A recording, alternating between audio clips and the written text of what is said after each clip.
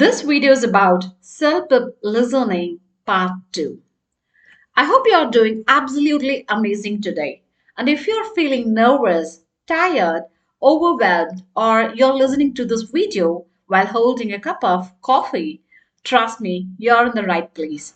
Today's video is all about CELPIP listening part 2, which is honestly one of those sections where people say, it sounds so simple, but why am I getting these questions wrong? And the truth is, it is simple until CELPIP starts hiding the details, twisting the words, and throwing confusing options at you like they are testing your patience, not your English. Okay?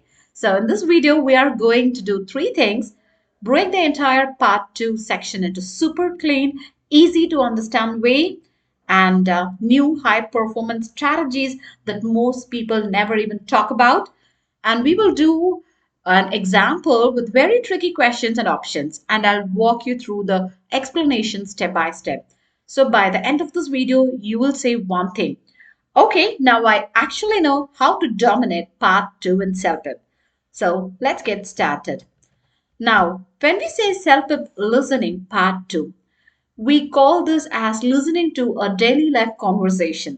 That means you are going to hear two people talking, but remember this: this is not a casual, hi, how are you conversation. Self-help conversation always include a problem, a decision, a plan, or a change. So the conversation usually lasts about 1 to 1.5 minutes, and you answer nearly to 5, 6 questions. Okay. So now I'm going to introduce the real challenge. In self part 2, when it comes to listening, what is the biggest challenge you feel? Yes, the speakers talk fast.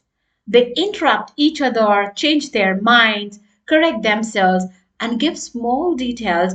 They completely change the answer. Okay, so that's why your strategies matter more than your listening speed.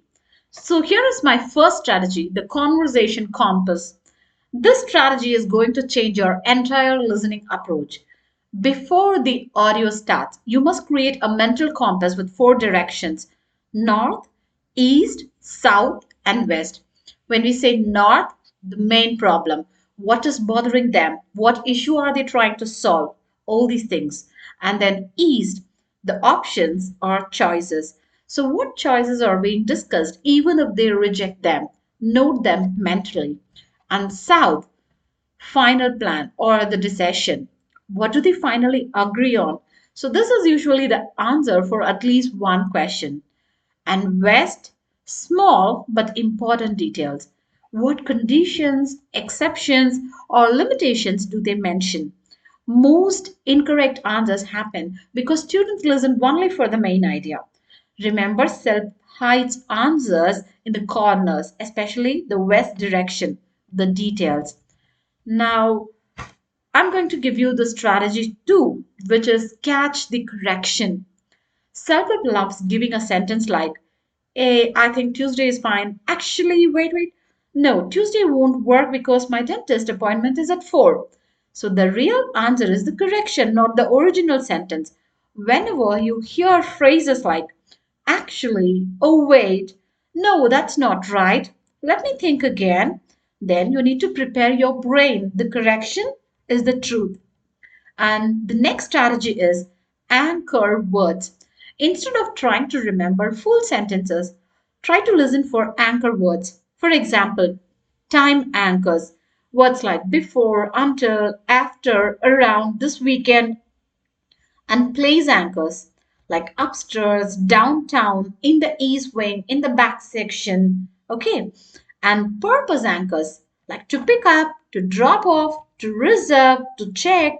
All these examples comes under a purpose anchor.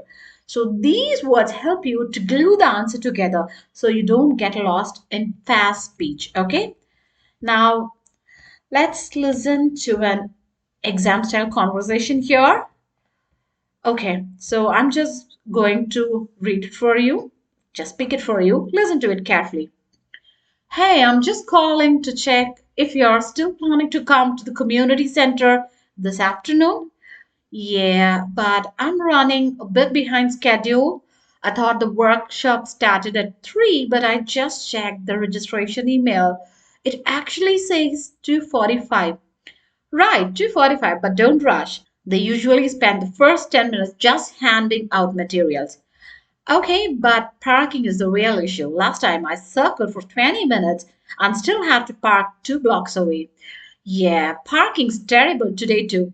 The back lot is closed for repairs. You might want to try the side street near the pharmacy. Oh, the one with the 2 hour parking limit? Yeah, but since we will finish by 4, you'll be fine. Unless you are staying for the optional Q&A. Oh no, I'm not staying for that. I have to pick up my niece at 4:30. All right, then the side street is perfect. Just avoid the spaces near the construction area because they are ticketing cars for blocking the equipment path.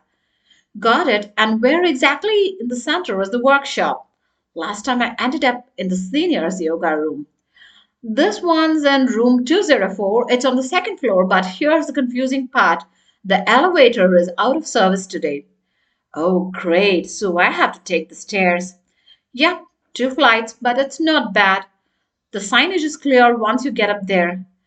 Okay, sounds manageable. I'll probably get there around 2:15. Perfect. They don't start the actual session until 3 anyway. Okay, so let's move on to the question here. The question is, why is the speaker worried about arriving on time? The options are given here, so you can just go through the options and try to identify the correct answer. Let me reveal it for you. The correct option is option A. Because he specifically says, I thought the workshop started at 3, but it actually says 2:45. So this is a mistake about the start time, not the room location or picking up his niece. Picking up the niece is unrelated to arriving on time. Got it? And the second question is, what parking advice does the second speaker give? The second speaker, okay? The options are given here, and the correct option is option B because he clearly says that you might want to try the side street near the pharmacy.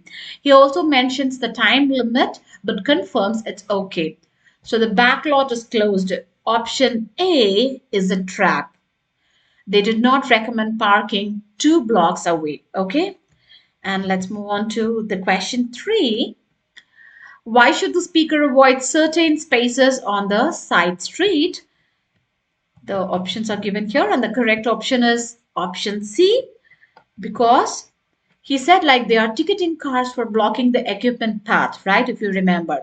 So it's direct, unambiguous detail. And question 4. What potential difficulty will the speaker face at the center? There are 4 options, and of course, the correct option is option B. The reason is the elevator is out of service, he told, right? So everything else, whatever given here, is a distraction. Please be careful. And the fifth question, when is the speaker most likely to arrive? The correct option is 2:50 because he said like I'll probably get there around 2:50. So CELPIP loves direct answers like this. Don't second guess. Okay, before we wrap up, here's a quick recap of the 3 big strategies you should always use. Remember the conversation compass. Always identify the problem, options, final plan, key details, and then catch the correction. The correction is almost always the real answer. And then the third strategy, anchor words. Time, place, purpose. These hold the conversation together. Use these every single time and you will avoid 90% of the mistakes candidates make. All right, that's it for self-help listening part 2. If you found this helpful, let me know in the comments and tell me which part of self-help you want me to break down next. Speaking, writing, or more listening simulations. And if you're preparing seriously for your exam, don't worry, I've got tons of unique, high-value videos coming your way. That's all for today's video. Kindly like, share, and subscribe. Bye-bye.